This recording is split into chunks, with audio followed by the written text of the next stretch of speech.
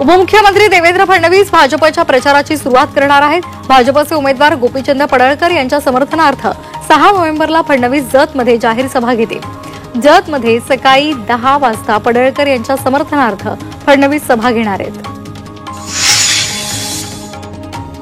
बोरिवली मतदारसंघातून भाजपचे नेते गोपाळ शेट्टी यांनी अपक्ष उमेदवारी अर्ज भरला होता। शेट्टी यांनी उपमुख्यमंत्री फडणवीसांची भेट घेतली। उमेदवारी मागे घ्यावी अशी विनंती फडणवीसांनी केली। तरीही शेट्टी हे पक्षाच्या बाजूनच निर्णय घेतील असा विश्वास फडणवीसांनी व्यक्त केला। मात्र ते निवडणूक लढण्यावर ठाम आहेत। मुख्यमंत्री देवेंद्र फडणवीस भाजपचे नेते सनी निमण यांच्या मनधरणीसाठी पुण्यातील त्यांच्या घरी दाखल झाले होते। सनी निमण शिवाजीनगर मतदारसंघातून इच्छुक होते। काँग्रेसकडून उमेदवारी मिळवण्यासाठी निमण यांनी प्रयत्न केला। निमण यांनी शिवाजीनगर मतदारसंघामध्ये महायुतीचं काम करावं यासाठी फडणवीस त्यांच्या भेटीला पोहोचले होते। सांगलीच्या शिराळामध्ये बंड थंड करण्यामध्ये भाजपला यश आलंय। सम्राट महाडिक यांनी अखेर माघार घेतल्याचं जाहीर केलं, तर शिराळा मतदारसंघातील भाजपचे उमेदवार सत्यजित देशमुख यांना पाठिंबा जाहीर केलेला आहे। 4 नोव्हेंबरला ते अर्ज मागे घेणार आहेत।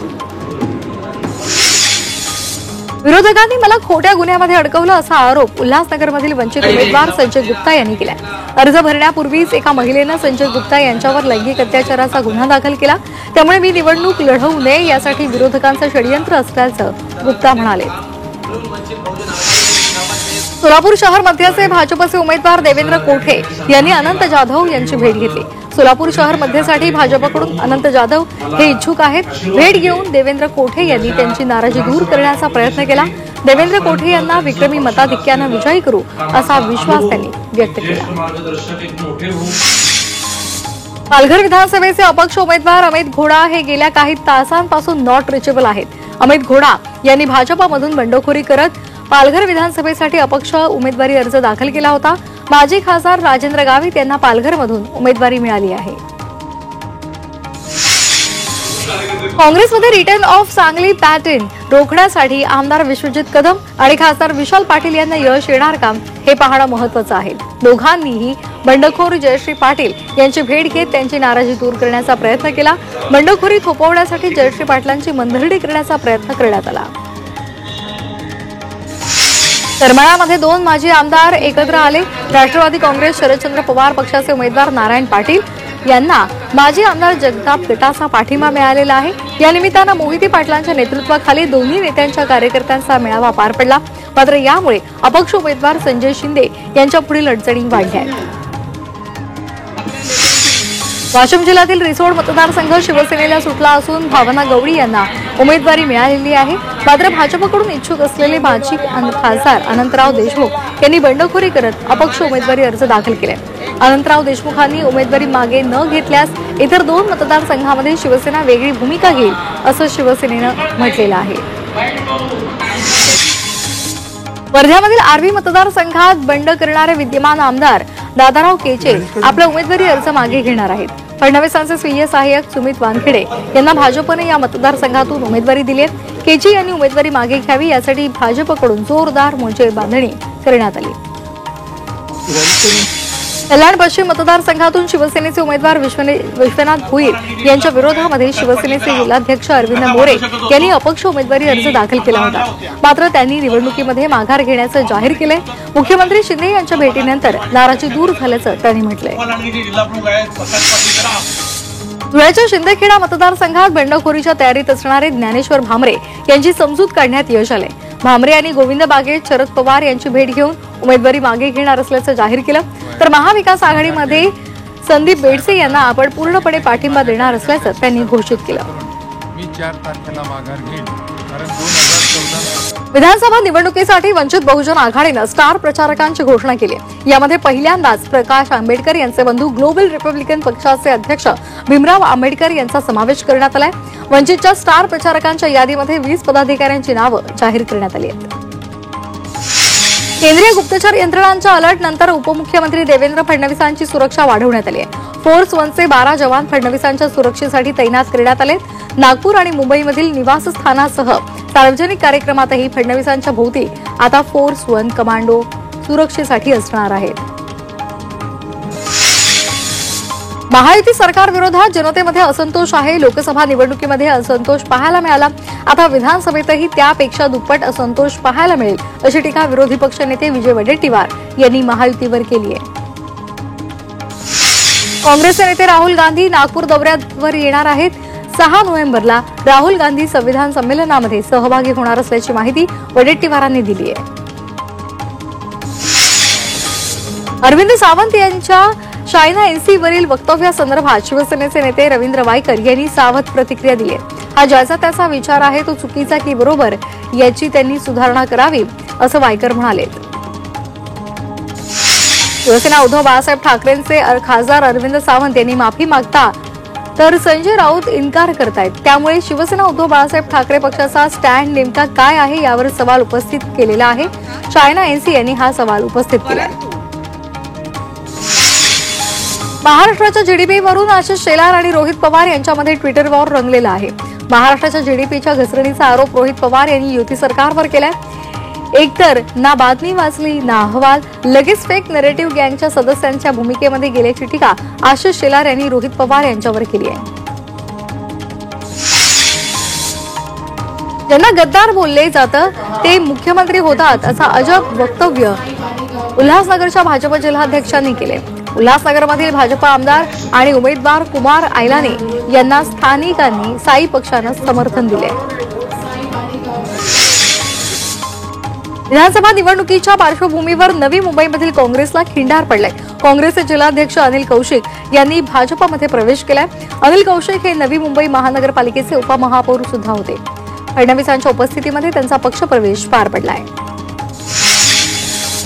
सपाचे नेते अबू आझमी यांच्या अडचणीमध्ये वाढ होण्याची शक्यता आहे. मालेगावमध्ये अखिलेश यादव यांच्या सभेमध्ये आक्षेपार्ह भाषण करणं भोवण्याची शक्यता आहे. भाजपचे नेते किरीट सोमय्या यांनी अबू आझमी यांच्या विरोधात केंद्रीय निवडणूक आयोगाकडे तक्रार दाखल केली आहे. भाजप वाशिम जिल्हा कार्यकारी अध्यक्षपदी राजू पाटील राजे यांची नियुक्ती करण्यात आलेली आहे. भाजपचे प्रदेशाध्यक्ष चंद्रशेखर बावनकुळे यांनी नियुक्ती केली आहे. विधानसभा निवडणुकीच्या पार्श्वभूमीवर राजू पाटील राजे यांच्यावर मोठी जबाबदारी सोपवण्यात आली आहे. वंचित बहुजन आघाडीचे युवा नेते निलेश विश्वकर्मा यांनी संजय राऊतांवर जोरदार टीका केली. राऊत हे शिवसेना उद्धव बाळासाहेब ठाकरे या पक्षाचा भोंगा असून त्यांनी आपला पक्ष सांभाळावा. प्रकाश आंबेडकर यांच्या संदर्भात चुकीचे वक्तव्य केल्यास रस्त्यावर उतरू, असा इशारा त्यांनी राऊतांना दिला आहे. विधानसभा निवडणुकीमध्ये महाविकास आघाडीचं सरकार स्थापन होणार की काळ्या दगडावरची रेघ असल्याचा विश्वास शरद पवार यांनी व्यक्त केलाय. सरकार स्थापन झाल्यानंतर रावसाहेब दादा पवार घोडगंगा सहकारी साखर कारखाना सुरू करण्यासाठी मी स्वतः पुढाकार घेणार असल्याचं पवार म्हणाले. मुंबईच्या घाटकोपर पश्चिममधील उद्धव ठाकरे यांच्या शिवसेनेच्या कार्यकर्त्यांनी उद्धव ठाकरे यांची भेट घेतली. यावेळी शिवसेना कार्यकर्त्यांनी उद्धव ठाकरे यांनी मुख्यमंत्री उद्धव ठाकरे या नावाची पार्टी सुद्धा घेतलेली होती. मोठ्या संख्येने यावेळी शिवसैनिक उपस्थित होते.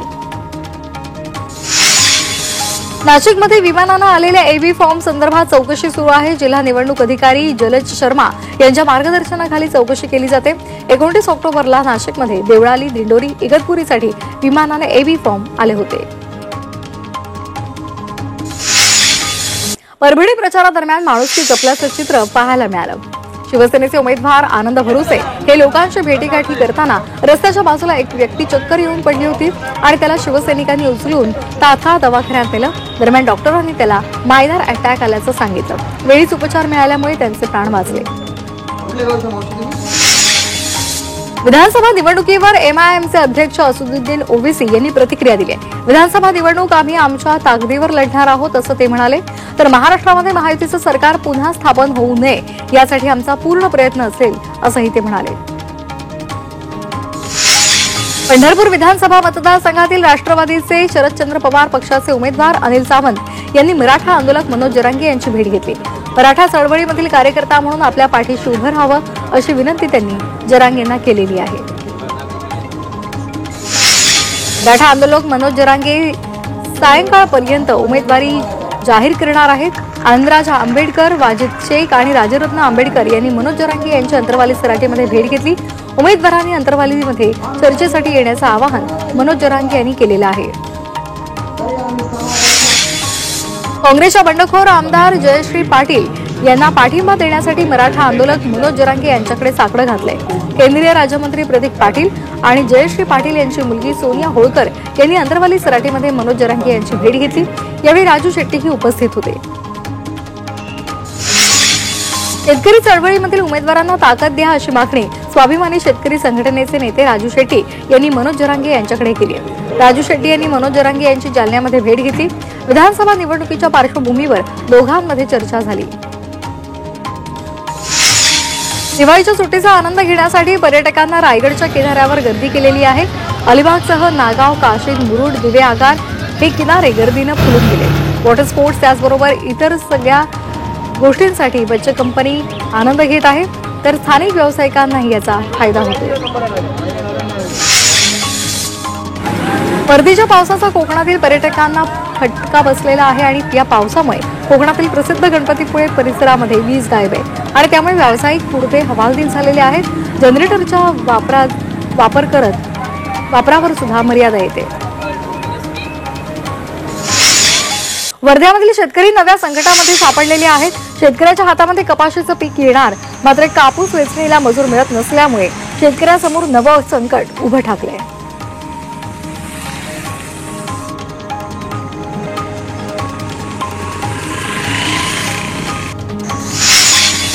वाशिम जिल्ह्याचा प्रयोगशील शेतकरी रामप्रभू सोनोने यांनी पारंपरिक पद्धतीनं पिकांना बगल देत आपल्या शेतामध्ये आलं पिकाची लागवड करून एक नवा आदर्श निर्माण केलेला आहे।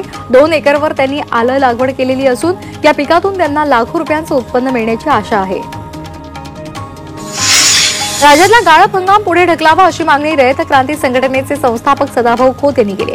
विधानसभा निवडणुकीसाठी 20 नोव्हेंबरला मतदान पार पडणार आहे, मात्र दुसऱ्या बाजूला राज्यातील ऊस गाळप हंगाम हा 15 नोव्हेंबरपासून सुरू होणार आहे आणि यामुळे ऊसतोड मजूर मतदानापासून वंचित राहण्याची शक्यता आहे। नांदेडमध्ये आसना नदीकाठी कुणबी बळीराजा महोत्सव पार पडला। महाराष्ट्र कुणबी महासंघाच्या वतीनं बळीराजा महोत्सवाचं आयोजन करण्यात आलं होतं। सोयाबीनचा हमीभाव कमी आहे, त्यामध्ये हमीभावापेक्षा कमी दरानं खरेदी होते, त्यामुळे शेतकरी आर्थिक संकटात सापडलाय। बीडच्या केजमधील श्री क्षेत्र संत तुकोबाराय पावन धाममध्ये दीपोत्सव साजरा करण्यात आला। दीपावली पाडव्यानिमित्तानं 24,000 दिव्यांनी पावन धाम उजळून निघालेला होता। 13 वर्षांपासून दीपोत्सवाची परंपरा इथे आजही सुरू आहे। यावल तालुक्यातील सातपुड्याच्या पर्वत रांगांमध्ये आदिवासी पाड्यांवर बलिप्रतिपदेला बैलांची पूजा करण्यात आली। पोळ्याप्रमाणेच बैलांना रंगरंगोटी करून गोडधोड नैवेद्य खाऊ घालून हा उत्सव साजरा करण्यात आला।